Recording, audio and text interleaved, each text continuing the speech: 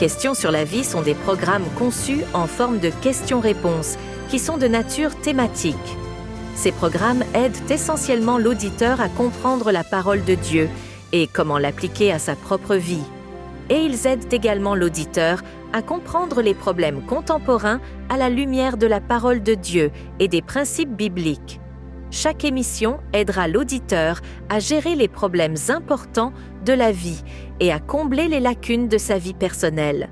Les programmes apportent des réponses pleines de sens aux questions que beaucoup de gens se posent sur eux-mêmes, leur famille et leurs relations de vie, ce qui les mènera à une meilleure compréhension les uns avec les autres et avec leur Père. Nous espérons que le programme d'aujourd'hui sera une bénédiction pour vous.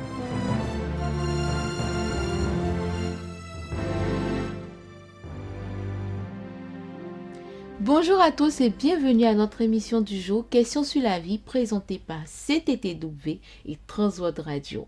Je suis votre animatrice Delos Samon. Sachez que nos émissions sont sous forme de questions-réponses que des auditeurs comme vous peuvent se poser sur différents sujets importants. Nous sommes aujourd'hui en compagnie de notre invité qui est le frère Zoé. Bonjour frère Zoé. Bonjour Miss Delors. Bonjour à tous nos téléspectateurs. J'espère que vous allez bien. Je vais très bien, merci. Et vous? Effectivement, je vais bien. C'est toujours un plaisir de vous retrouver sur notre plateau. C'est un plaisir partagé. Merci beaucoup. Et nous pensons que vos réponses aident nos auditeurs et nous prions aussi que le Seigneur vous permette de répondre encore aujourd'hui à notre sujet du jour. Amen, amen. Notre émission d'aujourd'hui porte sur un sujet important qui est le pardon peut vous libérer. Il traite de la façon dont, lorsque vous pardonnez à quelqu'un, un fardeau est enlevé et vous êtes libéré de la douleur et de l'amertume. Nous ne pouvons entamer un tel sujet sans demander l'approbation de notre Seigneur Jésus-Christ. Prions donc. Cher Dieu, nous allons aborder un sujet important aujourd'hui qu'est le pardon. Toi seul connais l'importance de ce sujet pour nos auditeurs et pour nous aussi. Nous te prions de conduire toutes choses et que ton esprit soit avec nous. C'est au nom de Jésus que j'ai prié. Amen. Amen. Nous poserons des questions à notre invité du jour qui est le frère Zoé et il essaiera de nous répondre avec des réponses basées sur la Bible. Mais frère Zoé, selon vous, qu'est-ce que le pardon? C'est une excellente question. Pour commencer, je veux vous remercier. Alors, si je veux donner une définition simple du pardon, je vais commencer par dire que chacun d'entre nous a été blessé ou offensé par quelqu'un ou par un groupe de personnes. Le pardon est l'acte de lâcher prise sur l'offense et de ne pas s'y accrocher. Le pardon, c'est le fait de libérer la personne qui nous a offensés et de ne pas s'accrocher à ce qu'elle a fait. Le pardon, c'est être prêt à laisser aller l'offense que vous avez subie. Ne pas en vouloir à l'offenseur et laisser Dieu s'occuper de la situation. Merci beaucoup, frère Zoé. Mais que nous dit la Bible sur le pardon? C'est en effet une question très importante. Effectivement. Et toute notre réflexion sur le pardon devait être conforme à la parole de Dieu. La parole de Dieu nous dit clairement que la volonté de Dieu est que nous puissions nous pardonner les uns les autres. Et Jésus lui-même a dit, si tu pardonnes aux hommes quand ils pêchent contre toi, ton Père céleste te pardonnera aussi. Mais si tu ne pardonnes pas aux hommes leurs péchés, ton Père ne te pardonnera pas tes péchés non plus. C'est logique. En d'autres termes, si nous attendons de Dieu qu'il nous pardonne, nous devons pardonner aux autres.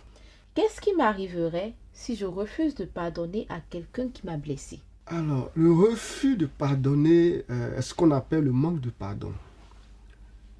Et cette attitude fait 5 choses dans la vie de la personne qui manque de pardon. Le manque de pardon vous donne un esprit amer. Ça, c'est la résultante, c'est l'une des premières résultantes du manque de pardon. Tout comme un aliment ou une boisson a un goût amer et désagréable, la même chose vous arrive lorsque vous demeurez dans le manque de pardon. Vous êtes amer. Vos humeurs sont parfois désagréables. Cela peut aussi vous amener à avoir une vision amère de la vie. C'est-à-dire tout ce qui vous entoure, tout ce qui vous arrive, vous allez condamner les autres, vous allez juger les autres. Voilà. Et le manque de pardon peut continuer à vous faire avoir un vide dans la vie. Comme s'il vous manquait quelque chose. C'est-à-dire vous êtes là, vous avez le sentiment qu'il y a quelque chose qui manque. Et c'est l'effet du manque de pardon. La troisième chose, c'est que le manque de pardon peut vous donner l'impression d'être incomplet. C'est-à-dire, vous n'arrivez pas à tourner la page. Vous tournez en rond. Le manque de pardon peut faire cela aussi dans la vie de quelqu'un. La quatrième chose, c'est que le manque de pardon peut vous amener à vous sentir coupable, même si l'offenseur est celui qui vous a fait du mal. C'est-à-dire, finalement, vous avez l'impression que c'est vous qui êtes en faute. Ne pas pardonner est la mauvaise chose à faire. Quelle que soit la situation, il faut arriver, il faut puiser dans ses forces pour pardonner à l'offenseur. Effectivement. Cela peut vous amener à devenir incapable de faire confiance aux autres si vous manquez de pardon. Votre manque de pardon peut se répercuter sur toutes vos relations, sur toutes vos relations. Effectivement. Voilà. Merci beaucoup, frère Zoé.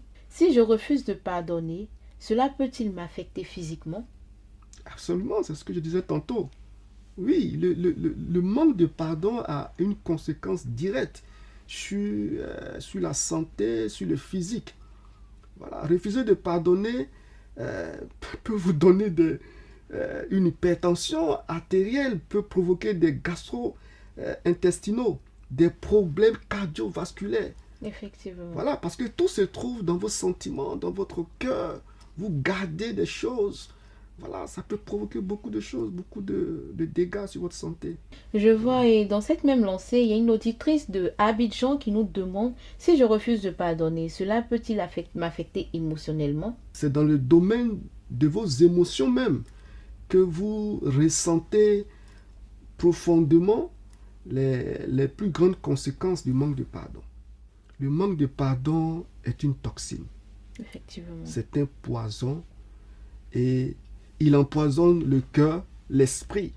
Le manque de pardon vous déforme la perception de la vie. C'est-à-dire vous n'avez pas une bonne visibilité de votre destinée lorsque vous manquez de pardonner. Le manque de pardon, je peux dire aussi, peut provoquer un manque de paix intérieure, beaucoup d'agitation, l'incapacité d'avancer dans la vie, le manque de motivation, et tout ça, c'est dans nos émotions. Merci beaucoup, frère Zoé, mais il y a cet auditeur qui rebondit encore pour nous demander D'accord. que se passe-t-il si je choisis de pardonner à la personne qui m'a blessé? Alors, c'est extraordinaire. C'est vraiment extraordinaire. Il y a une paix énorme qui remplit cette personne qui choisit de pardonner. Lorsque vous pardonnez à votre offenseur, vous sentez qu'un poids vous est enlevé. C'est ça. Vous êtes libéré de la douleur. Vous ferez l'expérience de la guérison physique, émotionnelle et spirituelle. Vous aurez un nouveau départ. Vous ferez l'expérience d'une nouveauté de vie et d'une joie exceptionnelle. Vous éprouvez un sentiment de victoire, en réalité. Une victoire qui ne dit pas son nom. Effectivement. Voilà. Y a-t-il des mesures spécifiques à prendre pour pardonner aux autres? Alors, une personne a donné des étapes à suivre pour pardonner aux autres. Voilà. Et l'une des premières choses à faire, c'est d'admettre votre douleur. Ne niez pas la douleur. Voilà. C'est ça. Vous avez été blessé, vous avez été frustré. Voilà. Reconnaissez que vous avez mal. C'est ça. Voilà, ne niez pas la douleur, et parce que c'est réel. Voilà. Maintenant, il faut travailler sur vos sentiments confus. Il faut chercher des informations, chercher à savoir pourquoi l'agresseur m'a fait ça. Regardez les faits au lieu de laisser vos émotions vous guider. Choisissez de laisser aller l'attaque, c'est-à-dire de ne pas garder le fait, voilà, dans votre cœur, dans votre esprit. Lorsque vous pardonnez à votre offenseur, tôt ou tard, cette personne reconnaîtra que vous avez agi par amour. Merci beaucoup, frère Isoué. Voici une question importante qu'un auditeur nous envoie. Il nous demande, Dieu pardonne-t-il? Alors, ça c'est une question, une très belle question. Intéressante d'ailleurs. Oui, oui. La réponse est oui. Dieu est le premier à pardonner. Effectivement. Voilà, Dieu pardonne. Il a parlé de lui-même à Moïse sur la montagne de Sinaï. Il dit, et l'Éternel passa devant lui et s'écria, l'Éternel, l'Éternel, Dieu miséricordieux et compatissant, lent à la colère, riche en bonté et en fidélité, qui conserve son amour jusqu'à 1000 générations, qui pardonne l'iniquité, la rébellion et le péché. Et donc, Dieu vous aime et a fait un chemin pour vous, pour que vous soyez pardonnés de vos péchés. La Bible dit, car Dieu a tant aimé le monde qu'il a donné son Fils, afin que quiconque croit en lui ne périsse point, mais qu'il ait la vie éternelle. Jésus est venu sur la terre et a vécu une vie sans péché. Il est mort sur la croix pour nos péchés. Et donc, lorsqu'un homme se détourne du péché et fait confiance à Jésus en tant que sauveur, ses péchés sont pardonnés. Effectivement. Et cette personne a une nouvelle vie à vivre en tant que disciple de Jésus-Christ.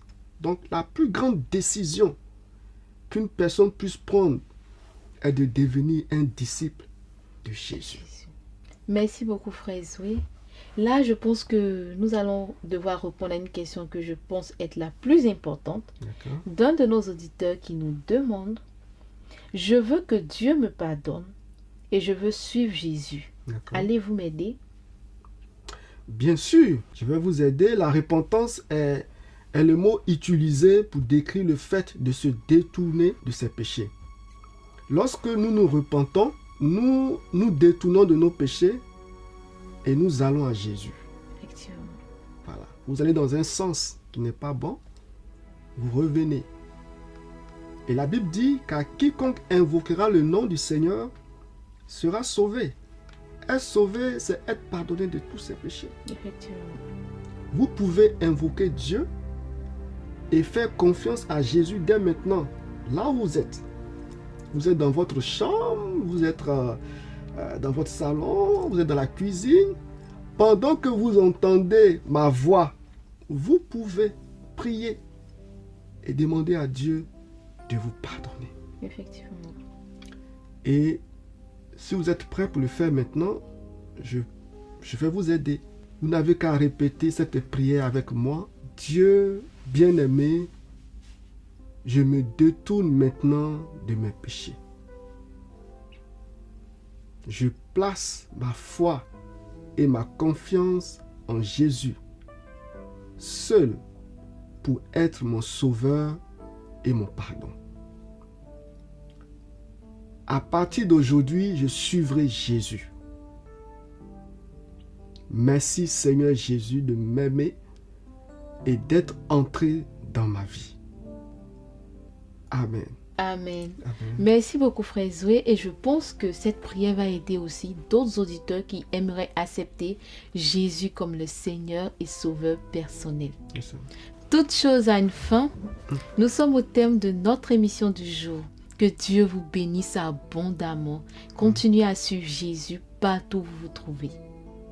Nous vous encourageons à continuer à suivre nos émissions sur les questions sur la vie présentées par CTTW et Transworld Radio. Votre animatrice du jour, à très bientôt pour d'autres épisodes. Je vous remercie.